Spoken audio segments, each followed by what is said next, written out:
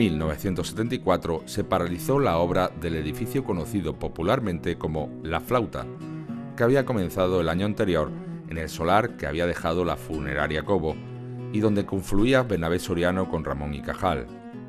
La construcción fue paralizada por el aspecto poco adecuado que ofrecía en la zona de la catedral. Fueron tantas las voces que el ayuntamiento paralizó las obras, quedando la estructura durante varios años. Después se adquirieron los edificios colindantes y tras algunas modificaciones se aprobó el edificio. En el mes de enero de este mismo año fue cerrado el Hospital de San Juan de Dios. Casi 4 siglos estuvo funcionando este centro que contaba con 9 enfermerías y 186 camas distribuidas en 4 salas de hombres, 3 de mujeres y 2 de militares. El 8 de marzo de 1916 se declaró un violento incendio que acabó con la iglesia y amenazó con destruir el edificio. La empresa de seguros La Unión y el Fénix indemnizó esta catástrofe con casi 58 millones de pesetas que hizo posible la construcción de la actual capilla desacralizada. El 20 de abril del año 74 fue inaugurado el Centro Hospitalario Princesa de España, que llevaba terminado casi 7 meses antes. Costó la friolera de 318 millones de pesetas de la época. En política, el domingo 3 de febrero quedó constituido el nuevo ayuntamiento presidido por Antonio Herrera García, que a la postre sería la última corporación municipal del franquismo. Antonio Herrera pues era un hombre, era una buena persona y yo creo que lo cogieron porque él ya, la familia Herrera ha estado muy vinculada al ayuntamiento. Él era concejal, él también era concejal su hermano Osvaldo Herrera García. Es una persona que pasó por la alcaldía, yo creo que casi de puntilla, pero tengo que decir de él que era un hombre muy agradable, que tenía un trato exquisito y que atendía a todo el mundo. Era lo que se puede decir un caballero, pero por la alcaldía realmente pasó sin pena ni gloria. Como persona encantador y conmigo, pero claro, él a la hora de políticamente, pues él no iba a aceptar mis mociones y tampoco permitía debates. Porque lo que yo con las mociones lo que pretendía era que hubiera un debate y que se fueran retratando todos, pero allí no había, allí era todo para decir que no. En un enrevesado sistema se intentó dar un aire de aperturismo con el nombramiento de 10 concejales electos divididos en tercios. Eran por tercios, tercio familiar, tercio sindical, tercio de entidades culturales o entidades en general. Entonces, el tercio familiar se hacía por elección, votación de los ciudadanos, pero lo curioso es que el que votaba era el cabeza de familia. Es decir, que no votaban todos los adultos.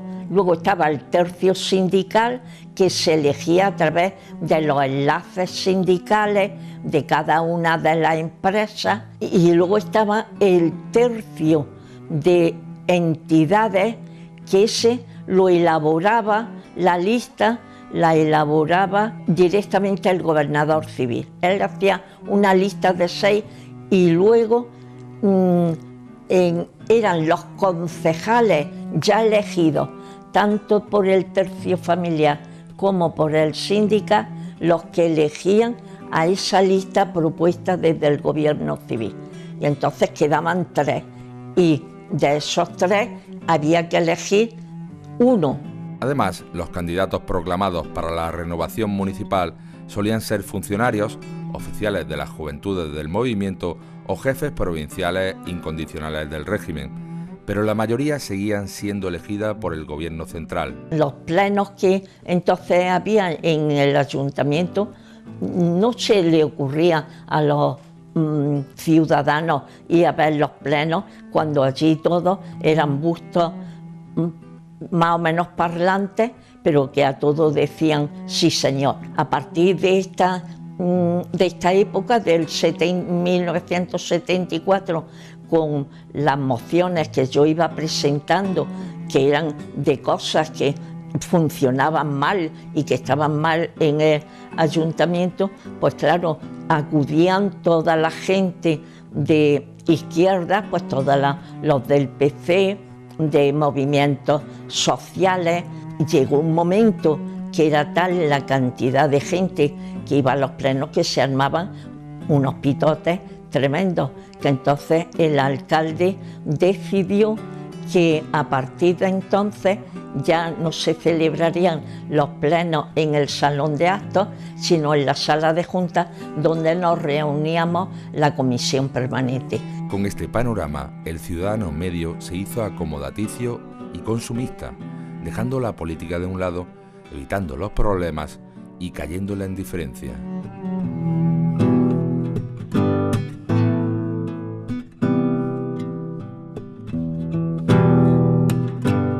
Entre estos 10 concejales ya nos encontramos a 2 que serán conocidos en la política democrática de años posteriores: Ángel Jesús Cachón, que tendrá relevancia en la Unión de Centro Democrático, y Pilar Palazón, la única mujer de aquella corporación y un baluarte dentro del Partido Socialista de Andalucía unos años más tarde. El entonces gobernador Calderón Hostos, como un poco para represalia hacia mí por haber puesto en marcha y haber conseguido la enseñanza tanto estatal como privada, que todo el profesorado se pusiera en huelga, o nos pusiéramos en huelga contra la ley Villar Palasí.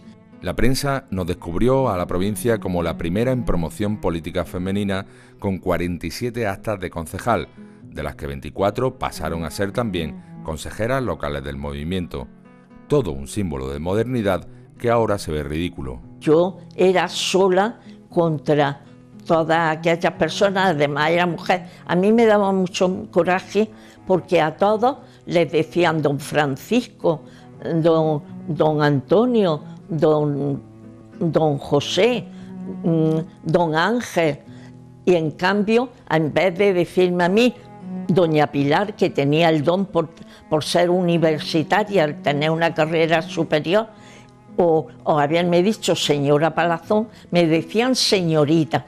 Esa cursilada, y era algo que yo no soportaba, pero bueno, luego eran amables y cariñosos conmigo en general, claro, cuando no se trataba de temas que afectaban o lo que yo proponía. Anteriormente, el 11 de enero, es nombrado vicesecretario general del movimiento Antonio García Rodríguez Acosta. León, Herrera y Esteban también recibe el cargo de subsecretario del Ministerio de la Gobernación. Como jienense se sentía jienense. Él hizo cosas por Jaén. Ahí está, por ejemplo, el parador de Santa Catalina, que él fue el que consiguió con Fraga que se restaurara y se pusiera en marcha. Por lo demás, yo creo que fue un hombre más del régimen, muy vinculado al régimen. Y para su tierra, pues yo creo que como los grandes políticos, como todos los grandes políticos, digo grandes políticos en el aspecto de sonoros, ¿no?, que ha tenido Jaén, pudo hacer bastante más por Jaén de lo que hizo. 12 de febrero de 1974. Arias Navarro pronuncia un discurso ante las Cortes que se considera como el punto de partida de la llamada política aperturista del régimen, y que también se denominó el espíritu del 12 de febrero. Estaba incluido un proyecto de asociaciones políticas, lo que parecía un camino hacia la democracia, promovido por la prensa nacional, era un mero espejismo roto por mandato de Franco y los sectores más conservadores del gobierno. Eso realmente era un aperturismo impostado. Yo digo que estaba yo creo que basado en eso, en que las noticias que llegaban del exterior eran preocupantes para el régimen, en el sentido de que se estaba invitando, se estaba urgiendo, se estaba exigiendo a España una democratización del sistema. Pero bueno, el espíritu del 12 de febrero no eran más que palabras, palabras, pero que luego no se correspondían en absoluto con la realidad. Hubo tal vez algunos gestos, pero no se quedaron en gestos, pero yo creo que hasta el 75 en España prácticamente no cambió nada básico de la política del régimen de Franco. Llevados del espíritu del 12 de febrero, algunos prebotes del régimen franquista, todavía del movimiento, intentaban contactar con algunos de nosotros para que montáramos agrupaciones, asociaciones políticas permitidas dentro del régimen, porque en el fondo todo el mundo sabía que esto iba a cambiar, pero todo el mundo quería tomar posiciones, ¿no? Y nosotros teníamos clara una cosa, el Partido Socialista tenía una cosa clara. Nuestro problema era reconstrucción del Partido Socialista, reconstrucción de la Unión General de Trabajadores y tener una organización para funcionar. En febrero también tuvimos cascada de detenciones en Jaén y Granada de miembros del Partido Comunista, el grupo opositor con más presencia y actividad en la provincia. Algunos de ellos, como Juan Martos, fueron maltratados en la comisaría del actual Palacio Provincial. La mayoría eran estudiantes que tenían la misión de reconstruir el partido contactando con personas de izquierda, pegar algún cartel en lugares estratégicos y el reparto de la revista Mundo Obrero. También tenían reuniones alejadas donde podían expresarse. No eran realmente unas asambleas políticas en el sentido pleno del término, era más bien ese concepto de abrir un espacio de libertad donde funcionara un poco la posibilidad de que cada uno se expresara dijera lo que pensaba y mostrara lo que era su planteamiento político de lo que era la vida en ese momento y hacia dónde podía ir. Muchos de ellos provenían ideológicamente de grupos cristianos como Hermandad Obrera de Acción Católica, OAC, o la Juventud Obrera Cristiana, JOC, que se ubicaban en barrios como Santa Isabel, La Merced o La Magdalena. Ahí se metió muy bien el Partido Comunista en la OAC antes de la legalización del PC. Unos años antes, entre el final de 1970 y el principio de 1971, se detuvo al recién formado Comité Provincial del Partido Comunista en Jaén. Militantes como Cayetano y Rosario fueron condenados. Pasaron 4 años en la cárcel de Jaén. Que ellos oían la pirenaica, era el único contacto que tenían con el exterior, con el Partido Comunista, que no fueran ellos mismos. Y lo que decía la pirenaica lo tecleaban en una máquina de escribir, hacían unos panfletillos y Cayetano, quitándose horas de sueño, que era transportista al final, era conductor de un camión, pues se iba con una motillo que tenía y lo repartía, lo iba tirando por la Magdalena. Junto al PC había pequeños grupos de izquierda que cohabitaban de una manera menos activa. El PSOE apenas tenía 2 grupos en los que estaban Cándido Méndez, padre e hijo, Diego Vadillos, Juan Zarrías, que vivía en Madrid pero se desplazaba a la provincia, el marteño Antonio Villargordo, Julián Jiménez o Alfonso Fernández Torres, en el destierro sevillano, pero visitando clandestinamente la ciudad. El PSOE existía a nivel aislado, o sea, había muchos socialistas pero no estaban coordinados. El que tenía más contacto en el PSOE aquí era Diego Vadillo, porque se casó de segunda con una sevillana, iba mucho a Sevilla y venía, y eso le hizo contactar con Felipe González, Alfonso Guerra en los años 60. La Alianza Socialista de Andalucía de Rojas Marcos, ASA, disponía de gente como el poeta Manolo Lombardo o Pilar Palazón, ya en el Ayuntamiento de Jaén. Con posterioridad, esta agrupación pasó a denominarse Partido Socialista de Andalucía, PSA.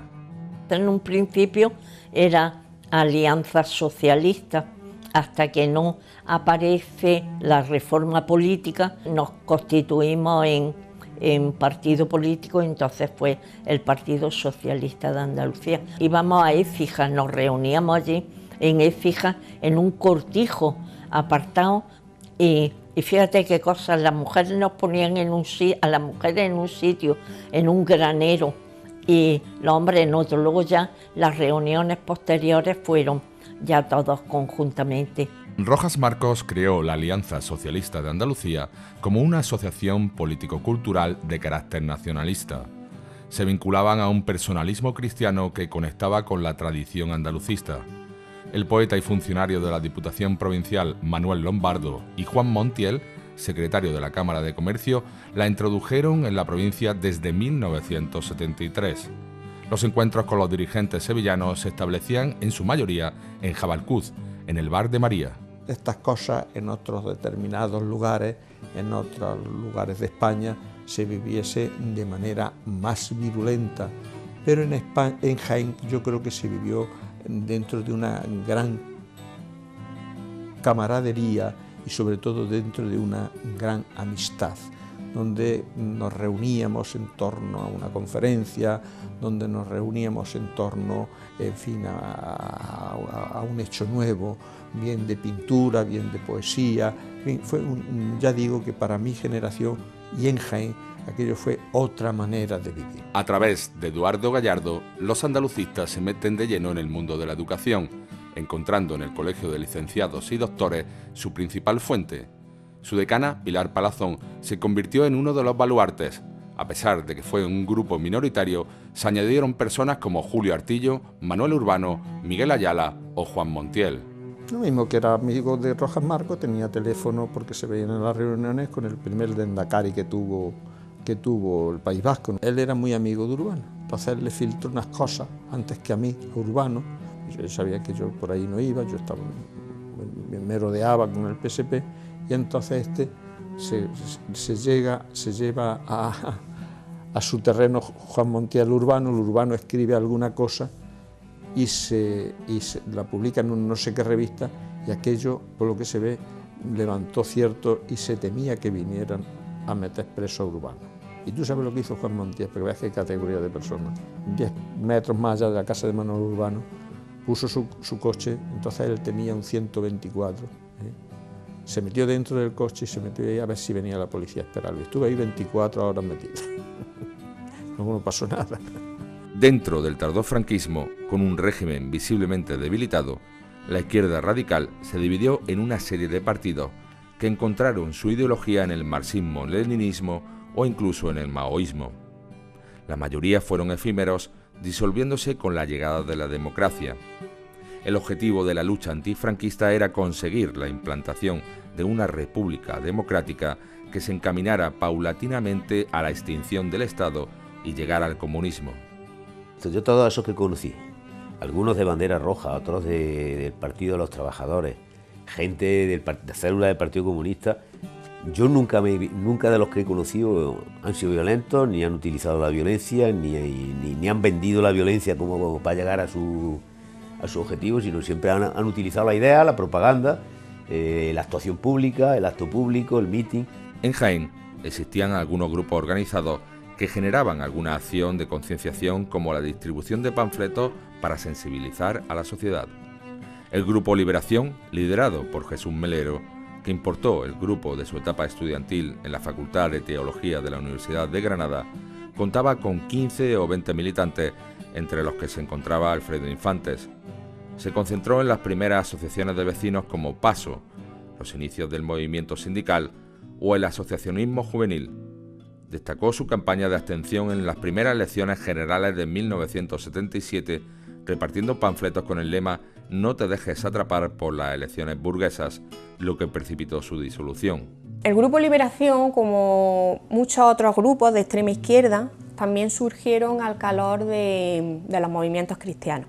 Tenía mucha relación con miembros, con estudiantes que se habían ido a Granada, y básicamente al estar en contacto con la Universidad de Granada se trae mucho de ese movimiento estudiantil que en esa época se estaba viviendo a finales del franquismo y los inicios de la democracia. La mayoría de los integrantes del Grupo de Liberación aquí en Jaén estaba formado entre unas 15-20 personas. La mayoría de ellos procedían de la enseñanza. Liberación pertenecía a otro grupo más amplio, Autonomía Obrera, que concentraba sus esfuerzos en la venta de libros sobre lucha de clases, con reuniones en locales de Cáritas, en el Colegio de Doctores y Licenciados o en la Hermandad Obrera de la calle San Bartolomé. Movimiento comunista también se exportó del mundo estudiantil granadino, con el médico Miguel Sánchez de contacto. Aunque operó sobre todo en Santana de Linares, también lo hizo en Jaén para impulsar la creación de comisiones obreras, asociaciones de padres en colegios y asociaciones de vecinos.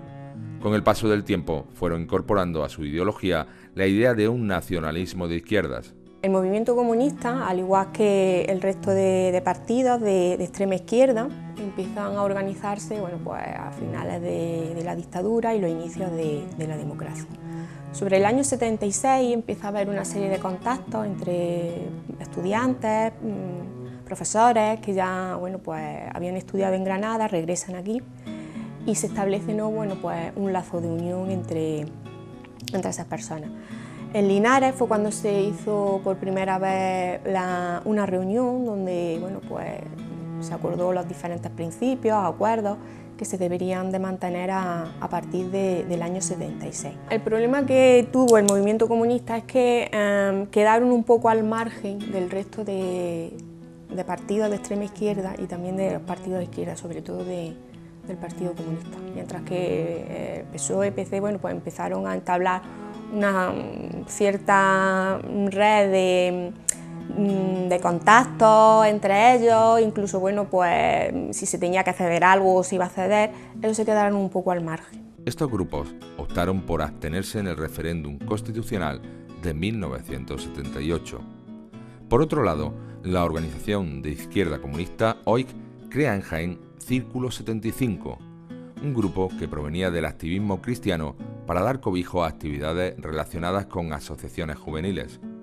Se trataba de un grupo de 4 personas que consiguieron, gracias a Esteban Ramírez, que cedió su local de Cáritas, organizar varias actividades en la última era del franquismo con cierta repercusión. Se organizó a través de una serie de activistas cristianos que empezaron a tener diferentes grupos. Su inicio lo encontramos a partir del año 72, 73, cuando viene un contacto desde Barcelona a través de una serie de amistades y contacta con algunos de los miembros que se empiezan a interesar por esta organización. Aquellas reuniones lúdico-deportivas levantaron sospechas hasta que a finales de 1975 hubo una redada donde detuvieron a 12 personas de la joven Guardia Roja. Este grupo era la facción juvenil del Partido de los Trabajadores de España, una agrupación de orientación marxista surgida a raíz de la disolución del PC Internacional. Formaba parte de las organizaciones políticas que surgieron de decisiones del Partido Comunista, por su ala izquierda, sobre todo a partir del año 75 y 76. Y aquí en Jaén y en general en Andalucía y en el campo andaluz tuvo bastante implantación. Su ideología era la ideología marxista-leninista, estaba en su estatuto.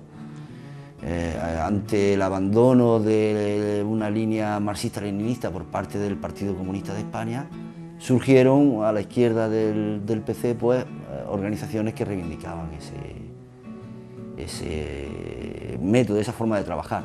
El PT y la Joven Guardia Roja, fundamentalmente. En la universidad había otros, la ORT, la Organización Revolucionaria de Trabajadores, el Movimiento Comunista.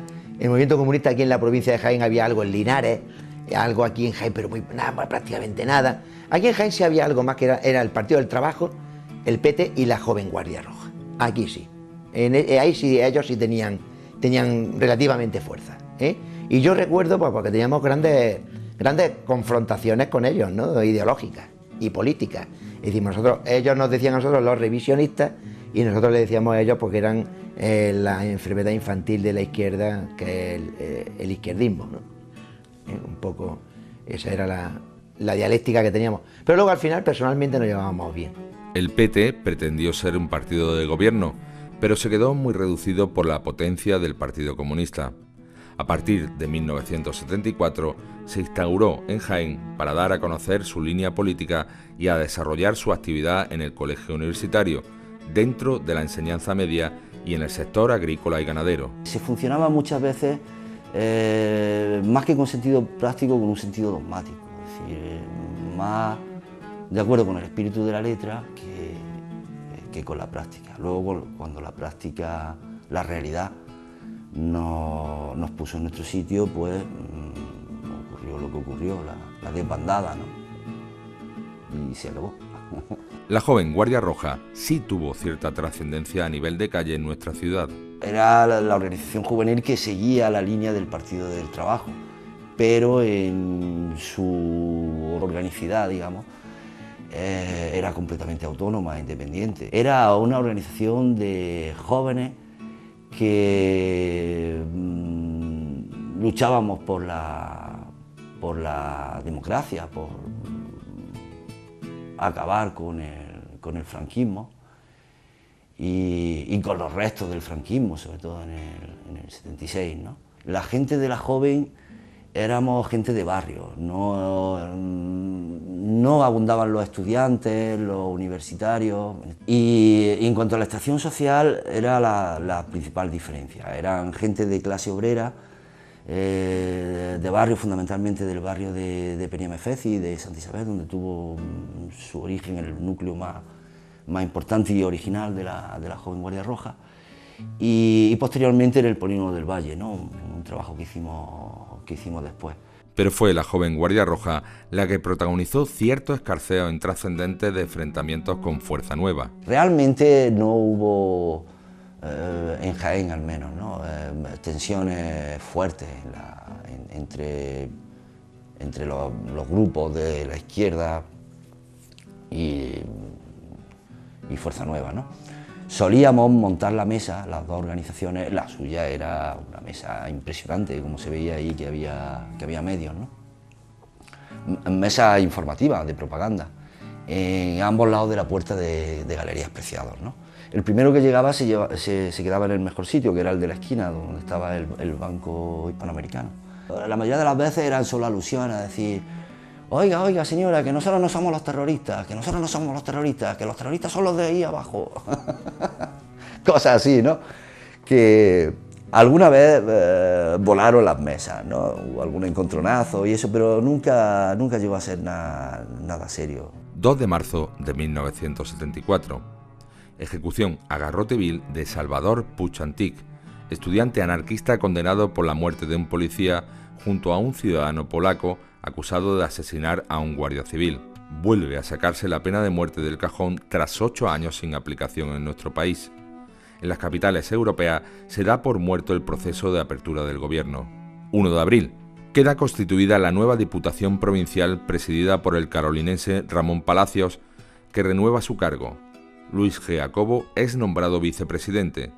La Diputación se encontraba en el mismo lugar que ahora, pero el edificio era compartido con el Gobierno Civil e incluso la Comisaría de la Policía Nacional.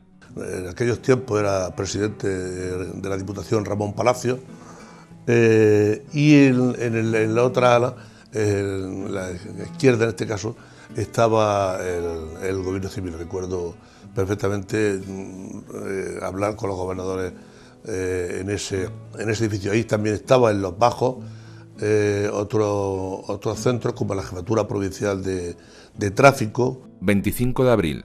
La Revolución de los Claveles en Portugal significó el fin de la dictadura paralela en el país vecino. Son los mismos militares los que se levantan para derrocar el régimen salazarista en menos de 12 horas, sin derramar sangre y entre los vítores de la población. Era evidente el movimiento popular, lo que alertó al último gobierno franquista. Todo a nuestro alrededor había un mundo esplendoroso. Yo recuerdo que mirábamos al extranjero como una especie de paraíso, ¿no? O sea, el paraíso de las libertades. Muchos jienenses de izquierda viajaron hasta Lisboa en los siguientes meses para respirar libertad en un país que había conseguido una transición express a través de una revolución pacífica, no sin problemas políticos posteriores. Carmen Cabeza, Juan y Jiménez y yo nos fuimos porque la revolución fue el 25 de abril y nosotros nos fuimos aprovechando el puente del día 1, que entonces aquí no se decía la fiesta del trabajo, sino que era San José Obrero, y nos íbamos derechas a las sedes de los distintos partidos de izquierda y bueno, fue un deleite porque venga a recoger propaganda de uno y de otro. Cuando llegando ya a la frontera vimos que unas colas de coches que la policía española estaba revisando todo, pues nos apartamos y dejamos en la parte portuguesa todo lo que traíamos de propaganda revolucionaria. Significó un aire nuevo para los que promulgaban una democracia en nuestro país, pero era difícil que en España el mismo ejército diera un paso a un Estado constitucional, ya que todos los militares en mando habían estado en el bando nacional durante la contienda civil. Algunas copas nos tomamos para celebrarlo, hay que decirlo todo, porque fue realmente espectacular. Yo me fui al año siguiente me fui a Portugal precisamente para disfrutar de aquel estallido de libertad, que era una cosa verdaderamente maravillosa. En la primavera de 1974 nace la Sala de Exposiciones del Castillo. Pronto se convierte en un referente cultural y democrático donde se acumulaban artistas como los hermanos Olivares, Carmelo Palomino, Ayala o Viribay. Jaén era una ciudad en la que habían focos culturales de muchos sitios y algunos que no están registrados. Todo despertaba una sospecha de progreso, y ante esa sospecha de progreso se llenaban las conferencias, que hoy no se llenan, cualquier presentación de un libro, y es ahí donde sí diría yo que todo aquello sirvió, ¿verdad?, de acicate para que los que entonces teníamos determinada edad despertásemos con otra naturaleza ante los hechos culturales que nos rodeaban. Yo me encontré a una serie de jóvenes artistas que ellos querían, digamos, afirmarse como artistas, ¿no? Y en ese sentido, las galerías eran evidentemente un elemento importante, ¿no? Los años 70 se convierten en la edad de oro para las artes plásticas en nuestra ciudad, debido también a esa clase media que compra arte, muchas veces comprometido. Un grupo de pintores y escultores despuntan en Jaén. Me movía más con el mundo de los pintores. Entonces había gente aquí muy interesante. Fausto Olivares, era un pintor muy majo. Luego tenía amistad yo con otro pintor no conocido, pero que tenía su gracia, que era Pepe Horna, Lendínez, Paco Cerezo. Entonces ese mundillo es el que un poco yo me movía fundamentalmente. Había por tanto un sentido, una inquietud, una efervescencia, ¿no?, por presentarse todos los artistas, digamos, como un movimiento, ¿no?, como un cierto movimiento. Era difícil decir un movimiento jienense, bueno, eran artistas simplemente modernos, ¿no? Pero lo importante es ese sentido de cohesión, ¿no?, que había. Y como digo, todo eso creo que sí da una marca, da un sello, por lo menos, ¿no?, a una ciudad. Al finalizar el curso 74, el profesorado de letras se reunió con el subdirector del Colegio Universitario y el jefe de estudios. Javier Aguirre, Felipe Alcaraz, Luz Ulierte o Juan Franco, entre otros, expusieron anomalías generadas por la subdirección. Averiguamos ciertas prácticas que no eran muy católicas, como por ejemplo dejar en sus clases que pasar las preguntas de los exámenes que iban a poner, y ahora no recuerdo muchos más elementos, pero había como 4 o 5 detalles muy duros que perfectamente podían hacer que una persona, después de contar aquello, y más si no éramos funcionarios, pues que le quitaran el contrato y la echaran de patita a la calle. La tensa reunión acabó con una crisis de gobierno que se saldó unos meses después con la marcha del subdirector a otra universidad. Para la elección del nuevo cargo, el director del colegio universitario propuso que se presentara una terna elegida por votación de todos los profesores, lo que se tradujo en el triunfo de Felipe Alcaraz, que fue nombrado subdirector. Montamos una estrategia para denunciar al subdirector y provocar que el subdirector en esa asamblea tuviera que dimitir. Y ese fue el famoso golpe de Estado que paralelamente nos permitía, yo no sé si era proponer una terna a la dirección del colegio universitario, y en esa terna metimos a Felipe Alcaraz y conseguimos que Felipe Alcaraz, apoyándolo, se convirtiera en la persona que nombraran como subdirector. La universidad, los nuevos artistas, los movimientos católicos, los pequeños grupos comunistas, todo empezaba a cambiar, pero todavía quedaba 1 año y medio para ver un halo de luz y más de 3 años para vislumbrar una reforma real.